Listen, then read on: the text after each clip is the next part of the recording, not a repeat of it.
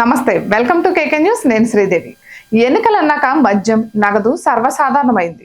గతంలో ఎన్నడూ లేని విధంగా ఈ ఎన్నికల్లో పెద్ద ఎత్తున నగదు పంపకాలు జరిగాయి. మద్యం ఏరులై ప్రవహించింది. ముఖ్యంగా ఏపీలో అయితే పెద్ద ఎత్తున నగదు పట్టుబడింది. మద్యంతో పాటు డ్రగ్స్ పట్టుబడడం విశేషం. ఇక 2019 ఎన్నికలతో పోల్చుకుంటే రెట్టింపు పట్టుబడడం ఆందోళన కలిగిస్తుంది. ఈ మేరకు రాష్ట్ర పోలీస్ శాఖ ప్రత్యేక ప్రకటన విడుదల చేసింది. పట్టుబడిన నగదు, మద్యం వివరాలను వెల్లడించింది. సార్వత్రిక ఎన్నికలతో పాటు ఏపీ అసెంబ్లీకి ఎన్నికలు జరిగిన సంగతి తెలిసిందే. ఈ నేపథ్యంలో సరిహద్దు రాష్ట్రాలైన ఒడిశా, కర్ణాటక, తమిళనాడు, తెలంగాణ రాష్ట్ర సరిహద్దుల్లో పోలీస్ శాఖ ప్రత్యేక పోస్టులను ఏర్పాటు చేసింది. స్పెషల్ ఎన్ఫోర్స్మెంట్ బ్యూరో, రెవెన్యూ శాఖ, వాణిజ్య శాఖ, పన్నుల శాఖ సహకారంతో దాడులు చేసినట్లు వివరించింది.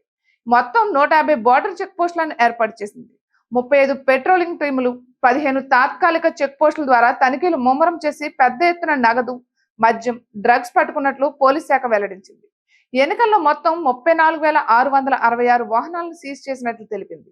ఇక 2019 ఎన్నికల్లో 41.8 కోట్లు స్వాధీనం చేసుకోగా ఈ ఎన్నికల్లో ఏకంగా 107.9 కోట్లను సీజ్ చేశారు. 7,309 మందిని అరెస్ట్ చేశారు. ఇక 2019 ఎన్నికల్లో 8.97 కోట్ల విలువైన మద్యాన్ని పట్టుకున్నారు. ఈ ఎన్నికల్లో ఏకంగా 58.7 కోట్ల మద్యాన్ని సీజ్ చేయడం విశేషం. ఇక 2019 ఎన్నికల్లో 5.4 కోట్ల డ్రగ్స్ పట్టుబడింది. ఈ ఎన్నికల్లో మాత్రం 35.16 కోట్ల విలువైన డ్రగ్స్ ను స్వాధీనం చేసుకున్నారు. 17,030 మందిని అరెస్ట్ చేశారు. 2019 ఎన్నికల్లో 10.6 కోట్ల విలువైన ఉచిత వస్తువులను స్వాధీనం చేసుకున్నారు. ఈ ఎన్నికల్లో మాత్రం 16.98 కోట్ల విలువైన సొత్తును స్వాధీనం చేసుకున్నారు. ఇందుకు సంబంధించి 233 మందిని అరెస్ట్ చేసినట్లు పోలీస్ శాఖ ధృవీకరించింది. ఇక మొత్తానికైతే గతంలో ఎన్నడూ లేని విధంగా పెద్ద ఎత్తున నగదు, మద్యం పట్టుబడడం మాత్రం ఆందోళన కలిగిస్తోంది.